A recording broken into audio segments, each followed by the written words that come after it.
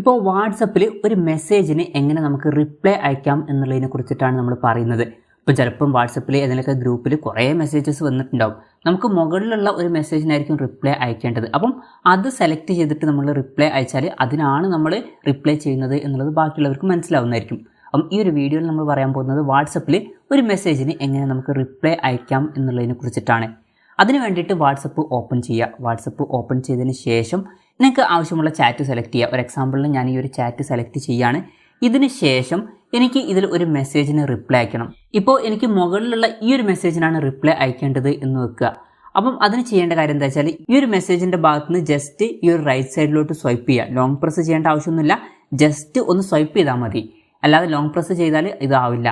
എന്തായാലും അങ്ങോട്ട് സ്വൈപ്പ് ചെയ്താൽ ഈ ഒരു മെസ്സേജിന് റിപ്ലൈ ആയിട്ടായിരിക്കും ഇനി നമ്മൾ അയക്കുന്ന മെസ്സേജ് വരിക. അപ്പം വേണമെന്നുണ്ടെങ്കിൽ നമുക്ക് എന്തെങ്കിലുമൊക്കെ ടെക്സ്റ്റ് മെസ്സേജ് അയക്കാം, അല്ല വോയിസ് മെസ്സേജ് അയക്കണമെന്നുണ്ടെങ്കിൽ ഇവിടെ വോയിസിൻ്റെ ഓപ്ഷൻ ഉണ്ട്, വോയിസ് മെസ്സേജും നമുക്ക് അയക്കാവുന്നതാണ്.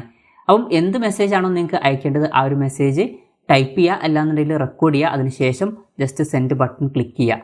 അത് ക്ലിക്ക് ചെയ്ത് കഴിഞ്ഞാൽ ആ ഒരു മെസ്സേജിനുള്ള റിപ്ലൈ സെൻഡ് ആവുന്നതായിരിക്കും.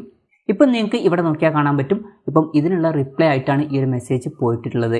അപ്പം അവർക്ക് ഇതിൻ്റെ റിപ്ലൈ ആണെന്നുള്ളത് പെട്ടെന്ന് മനസ്സിലാവുന്നതായിരിക്കും. അപ്പം ഇങ്ങനെ നമുക്ക് വളരെ സിമ്പിളായിട്ട് വാട്സപ്പിൽ ഒരു മെസ്സേജിന് നമുക്ക് റിപ്ലൈ ആയിട്ട് മെസ്സേജ് സെൻഡ് ചെയ്യാവുന്നതാണ്.